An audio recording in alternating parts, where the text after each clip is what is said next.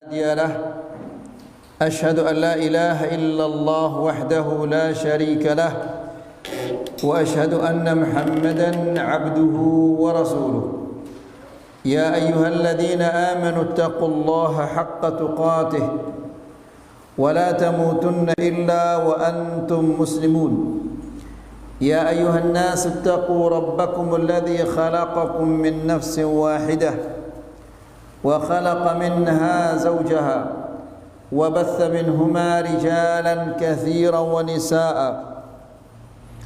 واتقوا الله الذي تساءلون به والأرحام إن الله كان عليكم رقيبا يا أيها الذين آمنوا اتقوا الله وقولوا قولا سديدا يصلح لكم أعمالكم ويغفر لكم ذنوبكم ومن يطع الله ورسوله فقد فاز فوزا عظيما أما بعد فإن أحسن الكلام كلام الله وخير الهدى هدى محمد صلى الله عليه وسلم وشر الأمور محدثاتها فإن كل محدثة بدعة وكل بدعة ضلالة وكل ضلالة في النار.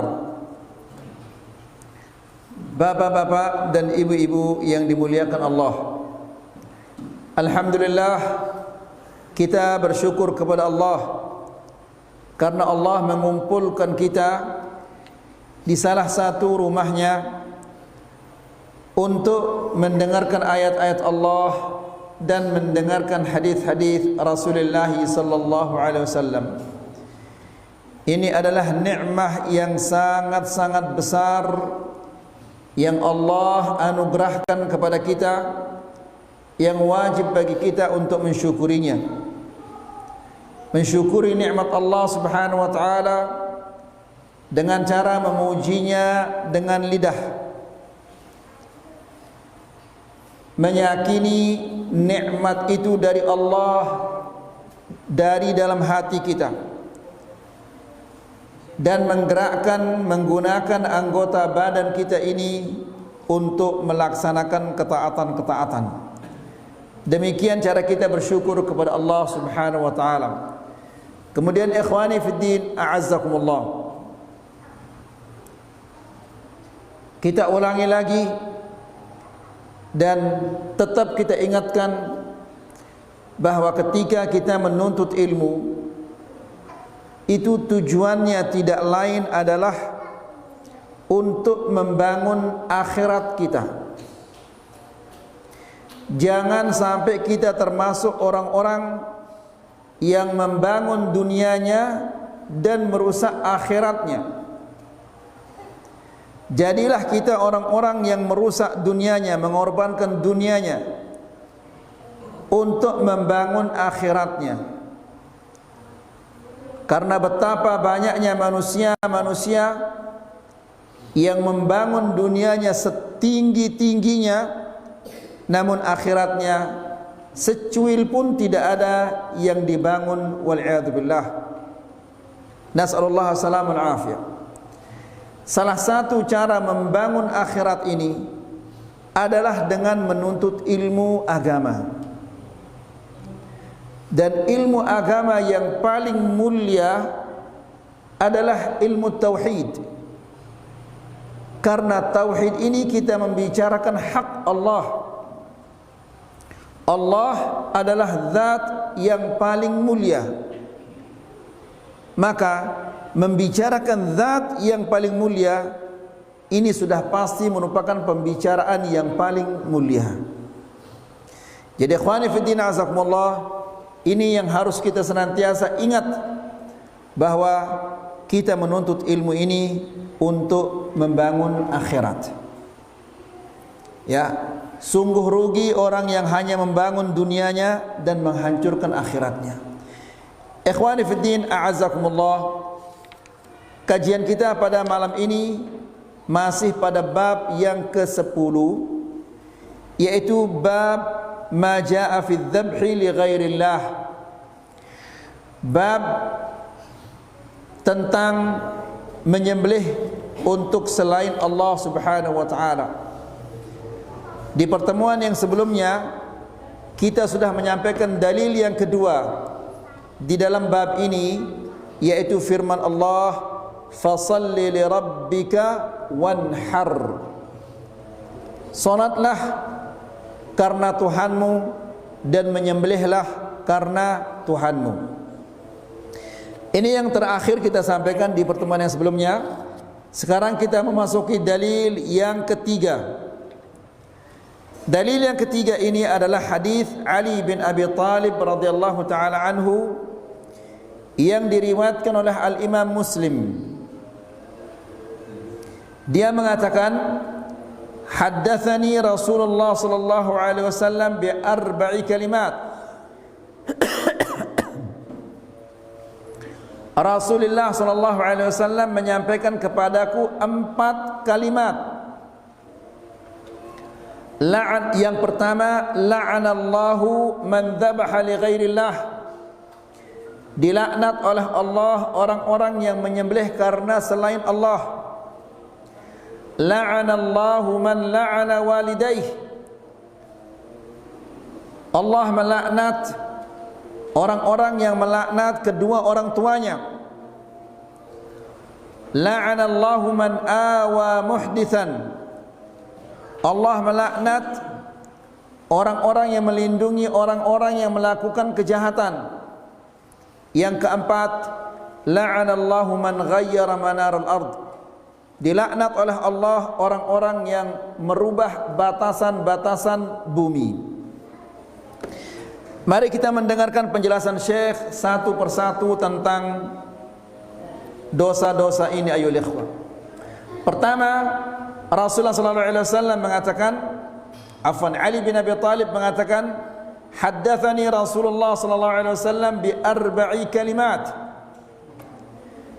Nabi sallallahu alaihi wasallam menyampaikan kepadaku 4 kalimat. 4 kalimat di sini maksudnya adalah 4 dosa-dosa yang besar agar kita hindari. Jadi Rasulullah sallallahu alaihi wasallam menyebutkan kepada kita, menyampaikan kepada kita amalan-amalan yang bisa memasukkan kita ke dalam surga. Itu tujuannya adalah agar kita mengamalkannya. Dan kita juga, Rasulullah sallallahu alaihi wasallam menjelaskan kepada kita perbuatan-perbuatan yang dibenci dan bisa memasukkan manusia ke dalam neraka. Tujuannya adalah untuk kita menghindarinya. Nah, 4 nasihat ini atau 4 dosa yang disebut oleh Rasulullah SAW ini tujuannya adalah agar kita menghindarinya, agar kita selamat dari kejelekan-kejelekannya. Rasulullah SAW mengatakan, la'anallahu.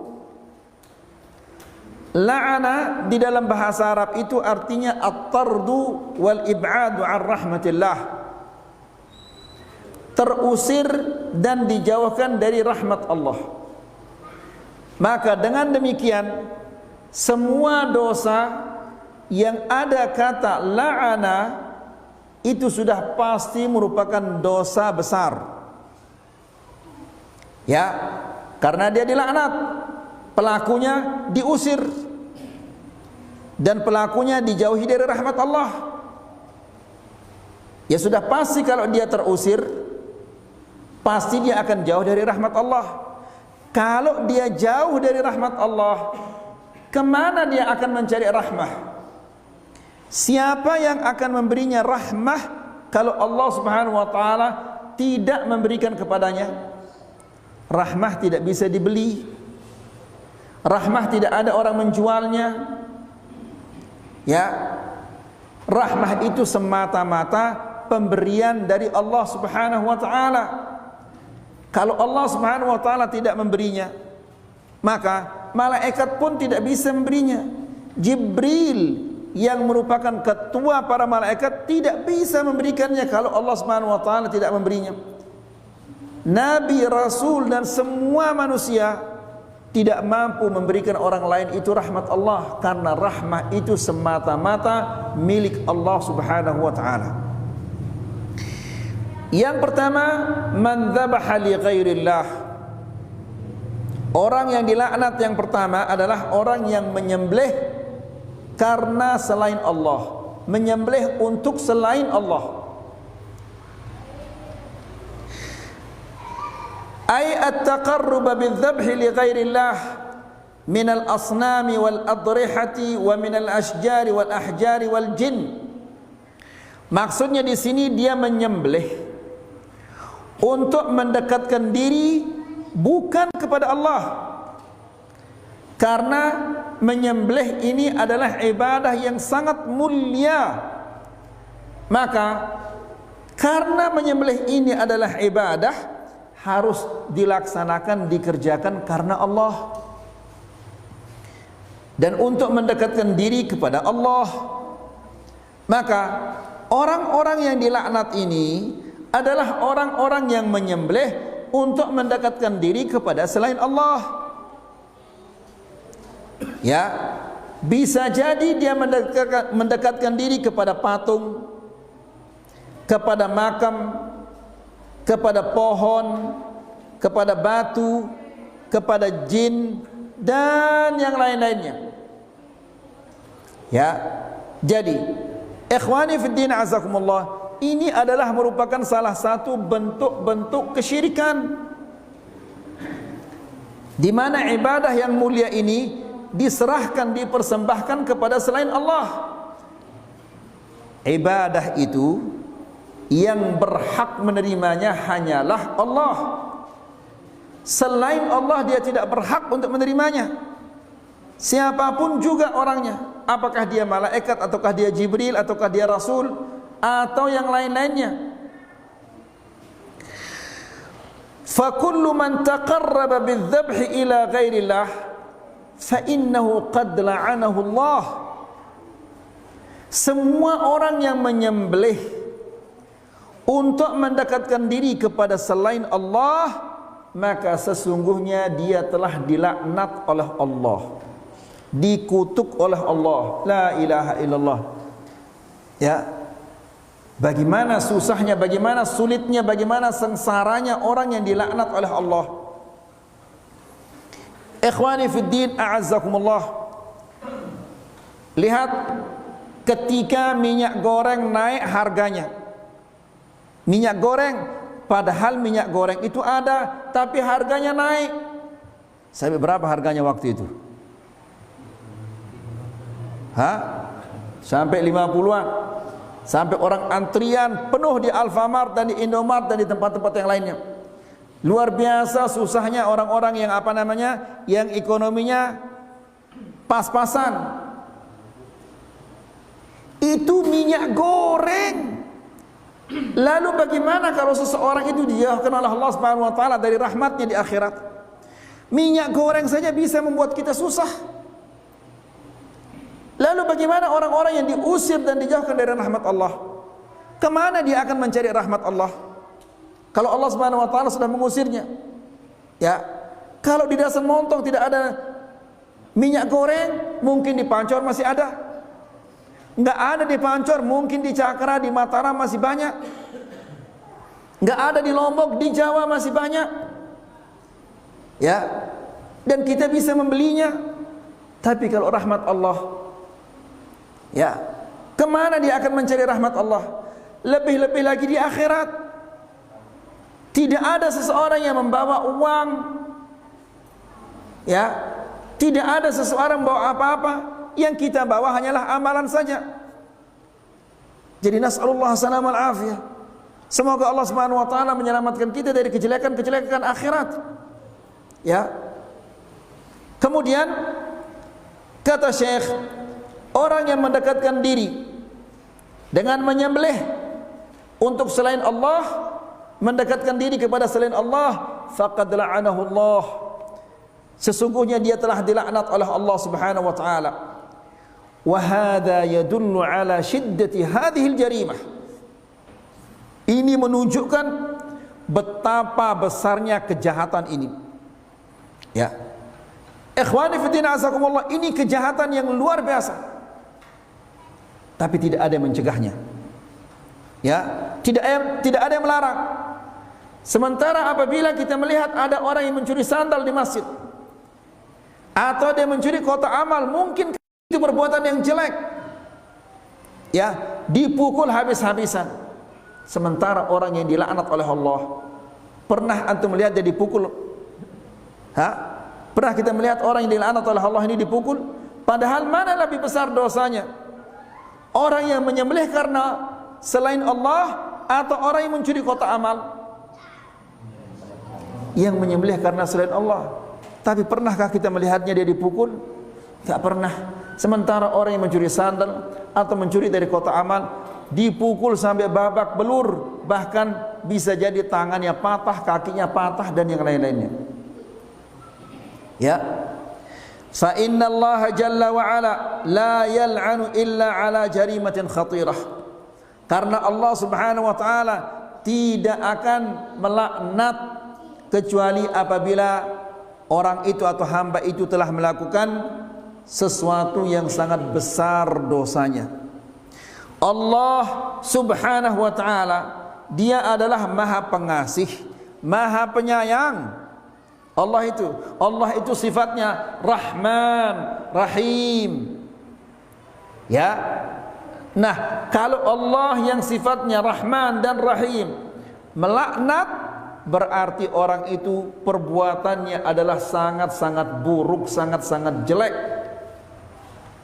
Namun meskipun demikian, jika dia bertobat kepada Allah, Allah akan menerima tobatnya. Ya, la ilaha illallah. Jadi ikhwani fillah azakumullah, orang-orang yang melakukan demikian, yang pernah melakukan demikian, hendaklah dia bertobat kepada Allah Subhanahu wa taala. Fadalla ala shiddati jarimati dhabhi man dhabaha li ghairillah. Ayan kana hadha adh-dhabhu kathiran aw qalilan jalilan aw haqiran. Hadis ini menunjukkan betapa besarnya dosa orang yang menyembelih karena selain Allah. Meskipun yang disembelih itu apapun bentuknya, sekecil apapun bentuknya, semurah apapun hewan yang disembelih, ya, meskipun itu adalah seekor ikan. Nanti insya Allah kita akan menjelaskan, ikhwani fiddin azakumullah. Orang mendekatkan diri kepada patung bukan dengan sapi, bukan dengan onta, bukan dengan kambing, bukan dengan ayam, bukan dengan ikan, tapi dengan seekor lalat. Ya, dia membunuh lalat ini untuk mendekatkan diri kepada patung. Lalat kah? Siapa mau digorengkan lalat ayo? Diundang makan lalat goreng atau lalat rebus, ada kira-kira yang mau datang? Enggak ada. Ini dia bunuh lalat untuk mendekatkan diri kepada patung itu. Dilaknat oleh Allah Subhanahu wa taala. Ya. Jadi, sekecil apapun kalau dia mengorbankan sesuatu untuk mendekatkan diri kepada selain Allah, maka orang ini dilaknat oleh Allah Subhanahu wa taala. Wa dzalika bi an yadhkura 'ala adh-dhabihati ghaira ismillah aw yakuna fi niyyatihi wa qalbihi wa i'tiqadihi annahu yataqarrabu bi hadhihi adh-dhabiha ila ghairillah. Dengan cara dia menyebut nama selain Allah ketika menyembelihnya, dia menyebut nama selain Allah. Ini pertama. Kedua, atau dia niatkan sembelihan itu untuk selain Allah. Dua-duanya ini dilaknat. Dia menyembelih dengan nama selain Allah, atau diniatnya adalah untuk selain Allah. Mungkin dia menyebut bismillah, tapi niatnya adalah untuk selain Allah. Ini juga dilaknat oleh Allah. Au yuridu bihadhihi dzabihah daf'a syarri hadzal madhbuh lah, atau dia menyembelih untuk menghindari kejelekan-kejelekan jin. Ya, sengaja dia menyembelih untuk mendekatkan diri kepada jin supaya jin itu tidak mengganggunya. Ya, padahal seharusnya ketika di rumah kita ada seperti itu. Ya, sering di rumah itu ada gangguan-gangguan, mendengar suara yang aneh-aneh atau melihat hal-hal yang aneh-aneh di rumah, ya, sehingga istri ketakutan, anak-anak ketakutan, ya, mereka duduk-duduk tiba-tiba mereka melihat jalan, bayangan yang jalan atau orang yang jalan atau yang lain-lainnya, ya, atau di atas atapnya seolah-olah orang yang berjalan, atau digerak-gerakkan dia rumahnya. Semua itu adalah perbuatan jin, ya.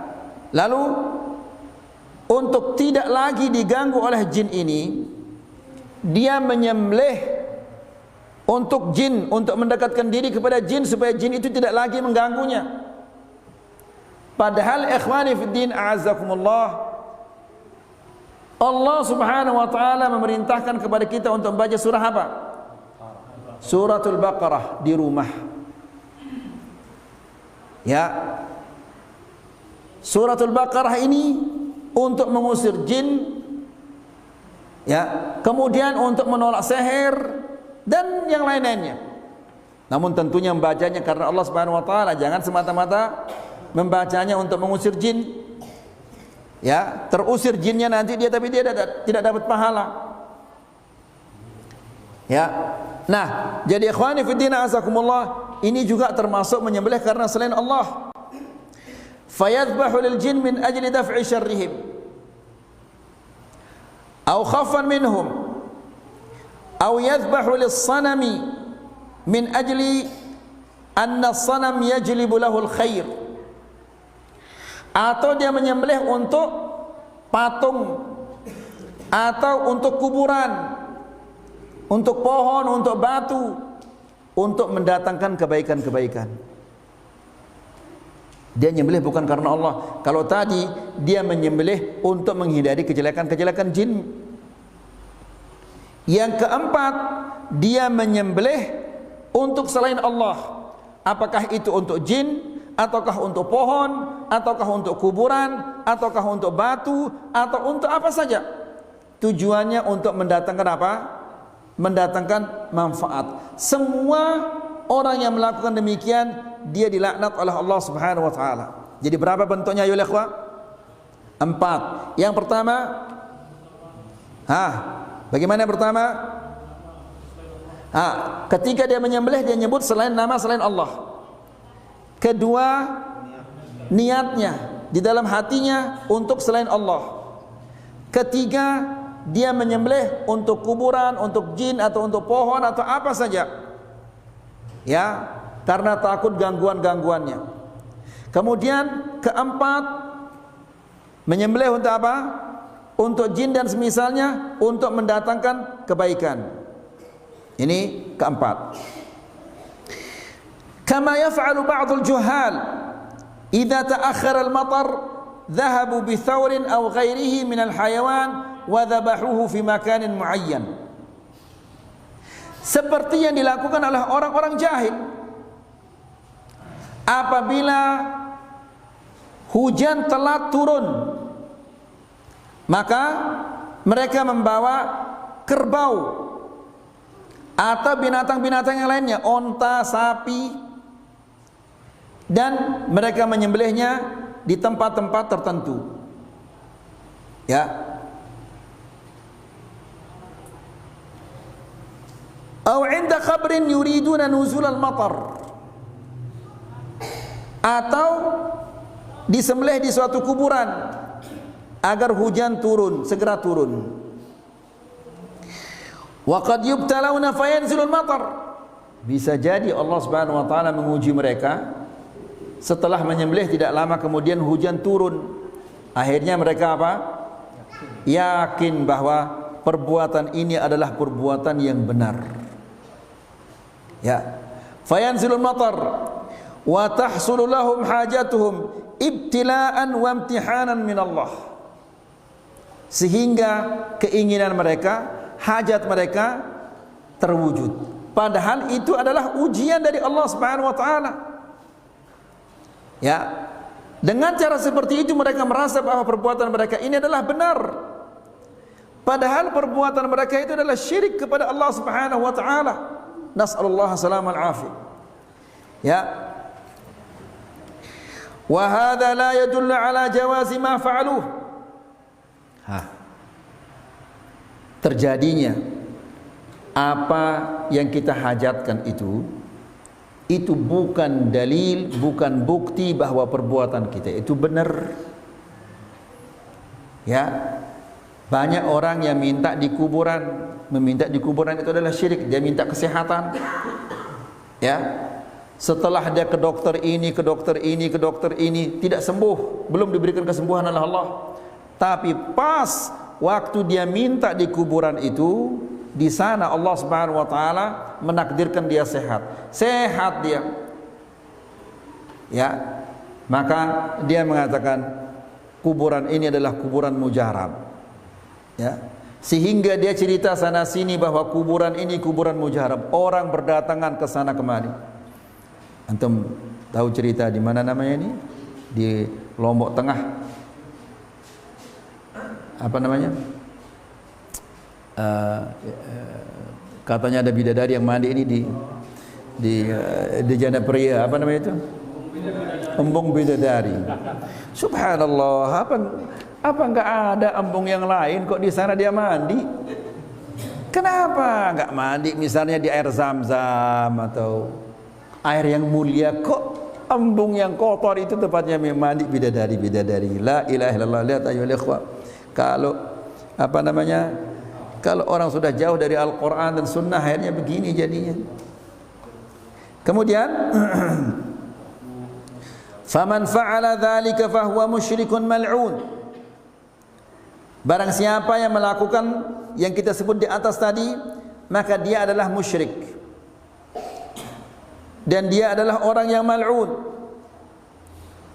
Sawa'un talaffadha wa qala hadhihi dhabihatu lil qabri aw lil badawi aw lis sayyid al Husain aw li fulan aw nawa biqalbihi faqat. Ya, meskipun orang itu dia sebutkan ini adalah sembelihan untuk kuburan ini sembelihan untuk wali ini sembelihan untuk al-Badawi, untuk Al-Hasan atau untuk Al-Husain, atau sekedar diniatkan di dalam hatinya. Ya, wa hadhihi dzabihatu haram. Sembelihan ini haram dimakan, dia menjadi bangkai. Karena sembelihan itu agar dia halal harus dia disembelih karena Allah. Kalau dia disembelih karena selain Allah, maka itu haram dan dia menjadi bangkai. Allah Subhanahu wa taala berfirman di dalam Al-Qur'an, "Wa ma uhilla bihi li ghairillah." Dan yang disembelih menyebut nama selain Allah. Fama uhilla bihi li ghairillah yashmalu ma dhubiha bismi ghairillah. Yang dimaksud uhilla bihi li ghairillah ini mencakup yang disembelih dengan nama selain Allah. Wa yashmalu ma dhubiha bismillah wa yunwa bihi as-sanam awil jin awil afarit. Termasuk juga yang disebut nama Allah namun niatnya untuk patung, untuk jin, untuk syaitan dan yang lain-lainnya. Meskipun dia mengatakan bismillah, tapi di dalam hatinya untuk jin, untuk kuburan, untuk yang lain-lainnya. Wal musya'widun al-an idza ja'ahumul marda ya'murunahum bidzabhi li ghairillah li ajli an yashfau min maradihim. Orang-orang musya'wid, tukang seher atau dukun, ya, orang tukang tenung dan yang lain-lainnya. Di zaman sekarang ini kata Syekh, apabila datang orang yang sakit, maka langsung diperintah dia untuk menyembelih binatang untuk selain Allah. Ya.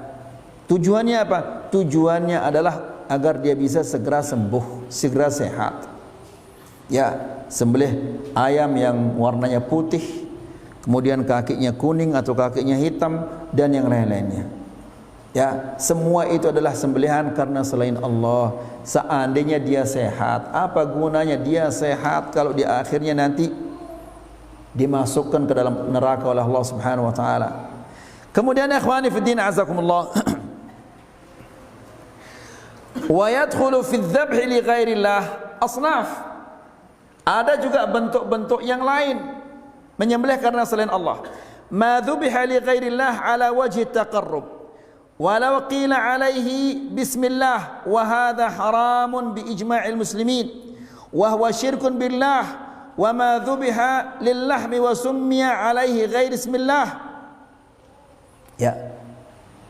Jadi meskipun dia untuk makan, binatang ini untuk dimakan sama dia, tapi dia menyebut nama selain Allah, ini adalah syirik. Orangnya, pelakunya terkutuk. Wa ma dzubiha li ajli tahiyyah, demikian juga yang disembelih karena penghormatan. Bagaimana karena penghormatan ini?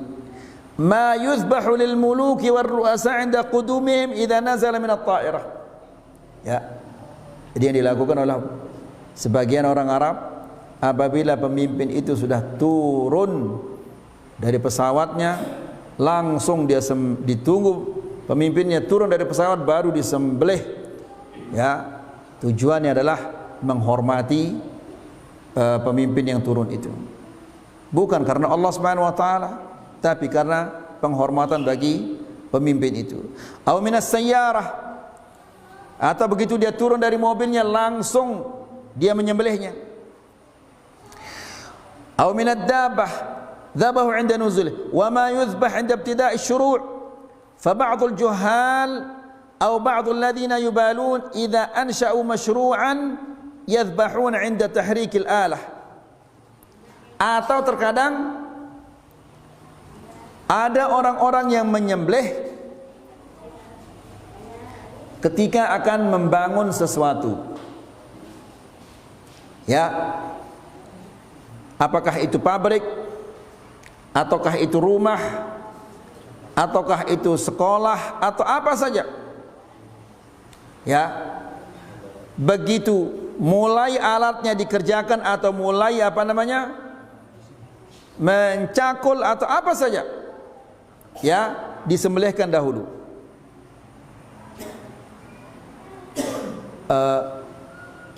Orang-orang yang bikin terowongan-terowongan di Mekah ini, kan terowongan ini di Mekah ini banyak sekali.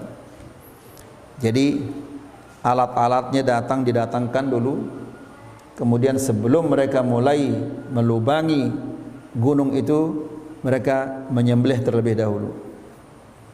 Kalau sudah menyembelih, baru mulai alat itu dioperasikan.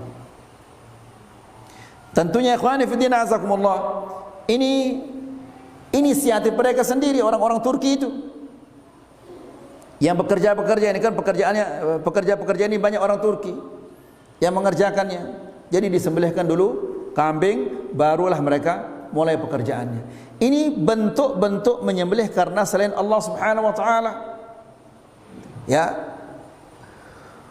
Wa ma yuzbahu 'inda awwali nuzulil bait khaufan minal jin. Demikian juga begitu menempati rumah. Di hari pertama dia menempati rumah, dia menyembelih karena takut dari jin. Jadi sembelihannya itu untuk jin agar dia tidak diganggu. Wa hadza syirk li'annahu mimma dzubiha li ghairillah, karena ini semua termasuk menyembelih karena selain Allah. Amma idza dzabaha dzabihatan 'inda nuzulil bait min ajli al-farah was surur.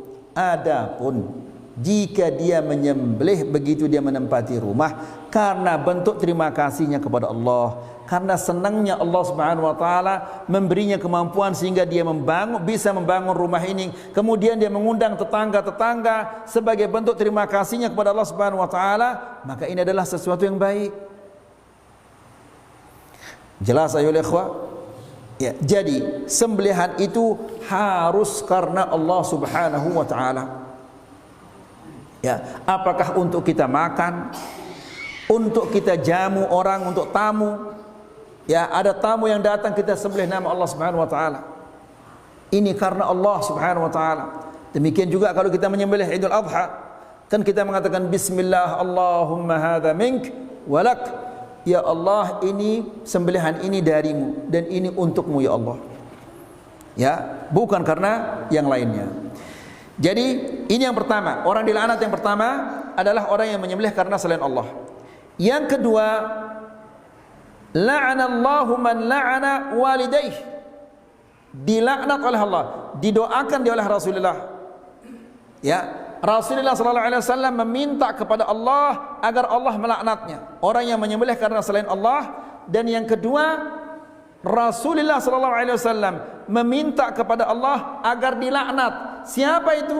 Yaitu orang yang melaknat kedua orang tuanya. Nasallallahu salam al-afi. Ya, dia melaknat, memaki, mencaci maki orang tuanya. Na'udzubillah. Syekh mengatakan, Inna Allah subhanahu wa ta'ala qarana haqqal walidain bihaqqih. Allah subhanahu wa ta'ala menyertakan haknya dan hak kedua orang tua.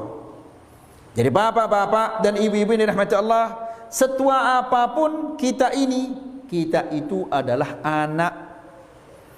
Ya, setua apapun kita ini, meskipun dia sudah sampai usianya 100 tahun, 200 tahun, dia itu tetap anak.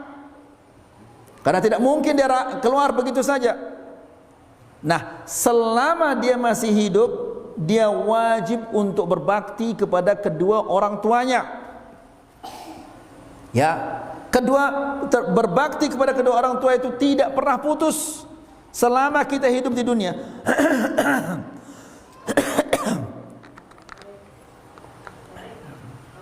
Selama kita masih hidup, kewajiban kita berbakti kepada kedua orang tua itu tidak pernah putus. Meskipun orang tua kita sudah meninggal dunia, ya, kita wajib berbakti kepada mereka. Tidak boleh berhenti berbakti kepada kedua orang tua. Dan ingat ayolah ikhwah, tidak ada dosa yang disegerakan siksaannya di dunia sebelum dia disiksa di akhirat seperti durhaka. Itu siksaannya disegerakan oleh Allah. Oleh karena itu para ulama mengatakan, silahkan kamu keliling ke seluruh dunia ini, lalu lihat, ya, cari ada enggak orang yang durhaka kepada kedua orang tuanya lalu hidupnya bahagia? Mustahil akan ada. Ya, jadi disengsarakan dia oleh Allah Subhanahu wa taala di dunia, kemudian nanti di akhirat akan disiksa lebih parah lagi. Ya, siksaan Allah Subhanahu wa taala di dunia ini tidak mesti dia dihancurkan badannya, dihancurkan rumahnya dan yang lain-lainnya. Ada siksaan yang lebih mengerikan ketika orang itu disiksa dengan apa? Dengan apa ya ikhwan? Dengan kesenangan. Ini siksaan yang sangat-sangat mengerikan. Dia durhaka kepada kedua orang tua, namun usahanya maju, segala-galanya maju. Ini bentuk siksaan dari Allah Subhanahu wa taala. Sehingga di saat dia jauh dari Allah Subhanahu wa taala, di sana Allah Subhanahu wa taala mencabut ajalnya. Ya, nganga dia. Sudah mati saya. Nasallallahu alaihi wasallam. Dan ingat ayolah ikhwah, Allah Subhanahu wa taala berfirman di dalam Al-Qur'an, "Qul man kana fi dhalalati falyamdud lahu ar-rahmanu madda." Yang artinya adalah barang siapa yang berada dalam kesesatan karena pilihannya, dia memilih, dia tahu kalau durhaka ini merupakan dosa, tapi tetap dia mengerjakannya, berarti dia memilih untuk berada dalam kesesatan. Faham antum ya ikhwah? Dia tahu ini durhaka ini, meskipun tidak ada dalilnya di dalam Al-Quran, tidak ada dalilnya dalam hadis Nabi sallallahu alaihi wasallam, secara fitrah manusia tahu dia kalau ini perbuatan apa? Salah, perbuatan jelek, tahu dia itu, tapi tetap aja dikerjakan. Ya, apa alasannya? Layak kena naita. Itu urusannya dia dengan Allah. Ya, kena naita itu urusannya dia dengan Allah. Saya sebagai anak, kita semua sebagai anak, kewajiban kita adalah berbakti kepada kedua orang tua. Orang tua kewajibannya terhadap anak-anaknya untuk berbuat baik. Ayah orang tua tidak mau berbuat baik kepada anaknya, itu urusannya dia dengan Allah Subhanahu wa taala. Ya, kita kewajiban kita berbakti kepadanya. Dia tidak berbuat baik kepada kita, itu urusannya dia dengan Allah Subhanahu wa taala. Ingat ayolah ikhwah, sering kita sampaikan di sini, dan ayat ini semua kita hafal ayat ini. Ya, sering saya sampaikan di sini. Allah Subhanahu wa taala berfirman, "Faman ya'mal mithqala dzarratin syarran yarah." Barang siapa yang melakukan kejelekan meskipun sebesar biji dzarrah. Dzarrah itu yang dirajihkan, yang dikuatkan oleh para ulama, anak semut. Anak semut itu 100 ekor anak semut sama seperti biji gandum. Maka 1 ekor anak semut bagaimana kecilnya itu? Ya, nah sekecil itu tidak lolos dari pertanyaan Allah. Lalu bagaimana dengan orang-orang yang seenak-enaknya saja menyuruh orang tuanya, "Bu, bikinkan saya kopi. Bu, bikinkan saya ini." Ya. Dan bagaimana besar dosanya orang-orang ketika disuruh oleh orang tuanya lalu dia tidak mau. Kalau sebesar biji zarah saja dia akan dituntut oleh Allah. Lalu bagaimana dengan orang yang tidak mau berbakti kepada kedua orang tuanya? Ya.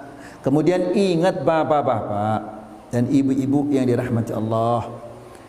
Kalau sekarang kita tidak berbakti kepada kedua orang tua, anak-anak kita juga tidak akan berbakti kepada kita nanti. Ya, di saat kita butuh doanya, anak-anak itu tidak mau mendoakan kita. Coba siapa yang mau anaknya seperti itu? Nas'alullah salamah wal afiyah. Nah, Rasulullah sallallahu alaihi wasallam menjelaskan, la'anallahu man la'ana walidayh. Semoga dilaknat oleh Allah orang yang melaknat kedua orang tuanya. Syekh mengatakan Allah Subhanahu wa taala menyertakan orang tua, menyertakan hak orang tua dengan hak Allah. Allah Subhanahu wa taala berfirman, wa'budullaha wa la tusyriku bihi syai'a. Sembahlah Allah dan jangan menyekutukannya dengan sesuatu apapun. Ini hak siapa ini? Hak Allah. Kemudian setelah itu, wabil walidaini ihsana. Dan berbuat baiklah kepada kedua orang tua. Ya. Kenapa hak orang tua disebut setelah hak Allah? Karena betapa besarnya hak orang tua. Jadi jangan macam-macam dengan hak orang tua itu. Ya, kita dimarahi, kita dipukul, kita dicaci maki, itu urusannya dia dengan Allah Subhanahu wa taala. Ya. Kita sebagai anak, kewajiban kita untuk berbakti kepadanya.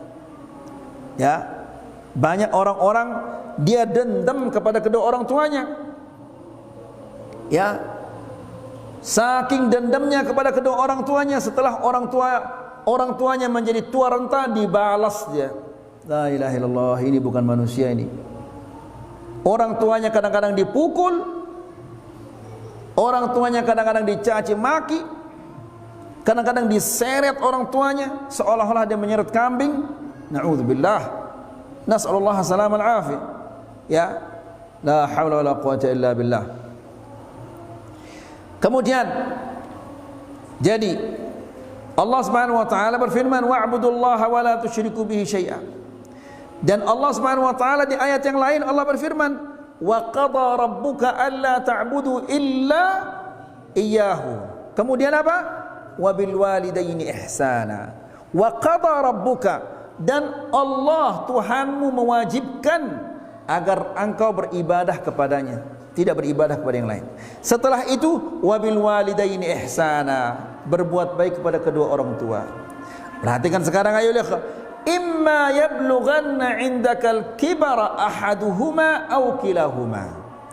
Apabila salah satu di antara mereka tua renta, opa, pikun bahasa kita. Salah satu atau kedua-duanya. Kenapa disebut pikun di sini? Karena anak itu ujiannya sangat-sangat besar apabila orang tuanya itu sudah pikun. Orang yang pikun itu dia kembali lagi seperti anak kecil. Ya, dia kencing sembarangan tempat, buang air di sembarangan tempat. Ya, kadang-kadang kita punya tamu. Siapa tamunya ini? Bos ini, bos ini, bos ini, datang tamunya. Datang bapaknya enak-enak saja, kencing di depan tamu. Dakumbe ini aku coba kah? Gedak tidak ada gedak. Ya, sili atau ada sili? Sili. Normal ini, wajar. Mendingan kalau udah kencing. Kalau udah buang air di depan tamu kita bagaimana itu? Tapi Allah Subhanahu wa taala mengatakan fala taqul lahuma uff. Jangankan marah, mengatakan uff saja tidak boleh. Uff itu bahasa kita atau arwah.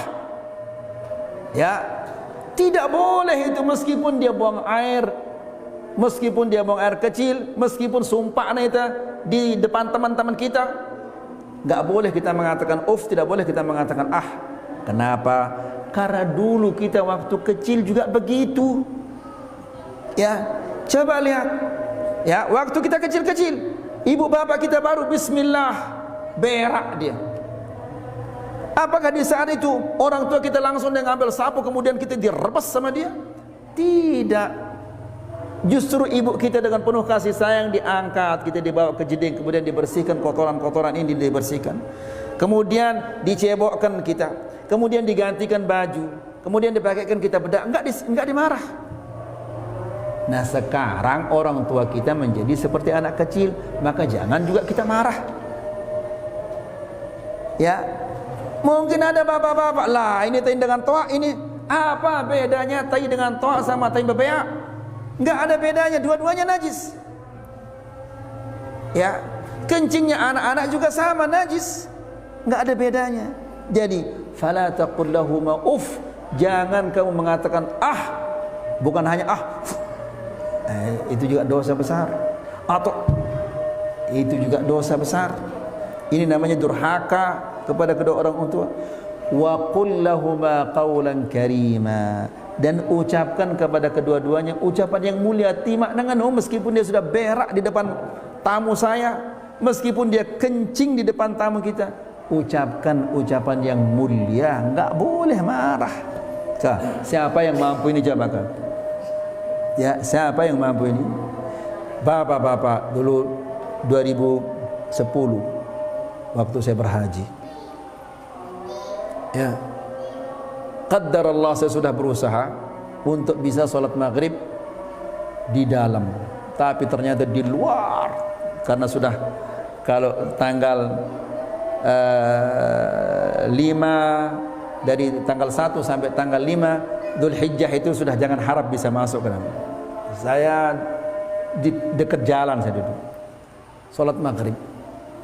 Gak apa-apa sedikit ya. Saya sholat maghrib. Selesai sholat maghrib, datang sekeluarga duduk di depan saya. Mereka ini masih pakai pakaian ihram. Ada salah satu di antara mereka ini orang tua. Dia tua ini pakai pakaian ihram. Sebagian dari keluarga ini pergi ke toilet, ada anak muda bersama yang tua ini. Yang tua ini sebentar-bentar dia bangun ke sana kemari, diambil lagi oleh anak muda ini, didudukkan di dekatnya. Tidak lama lagi dia bangun ke sana kemari, diambil lagi sama anak ini, didudukkan dia lagi. Nah, kemudian bangun dia lagi, kemudian ke belakang dia. Tiba-tiba ribut dia. Di sana, di belakang itu ada tempat ibu-ibu, tempat wanita. Ya, ada rombongan orang ibu-ibu dari Afrika. Ibu dari Afrika ini berbisik aja, suaranya kayak orang bertengkar. Bepesek bahasa kita, pesek bahasa kita. Bepesek saja kayak orang berkelahi, caranya berpesek itu. Tiba-tiba ribut di belakang kita. Ada apa ini? Semua orang kaget, ada apa ribut? Ternyata yang tua itu ngajar dari tempat ibu-ibu ini. dia pakai pakaian ihram, wah ribut. Anak ini langsung dia kejar, ternyata bapaknya yang kencing. Yang itu ternyata bapaknya. Jadi dia nggak marah, dia apa-apa. Diambil ihramnya, kemudian dipel dia ini bekas kencingnya, kemudian dibuang ihramnya itu, kemudian dibersihkan bapaknya, kemudian didudukkan sambil dicium tangannya, dicium kepalanya, dicium pipinya. Enggak dia marah. Siapa yang mampu seperti itu kah? Ya, itu namanya orang berbakti kepada kedua orang tua. Kalau dia ngeremon-remon disuruh sama orang tuanya, maka ini tidak berbakti namanya. Wallahu taala ala wa alam. Semoga ini bermanfaat. Wassallallahu ala nabiyina Muhammad walhamdulillahi rabbil alamin.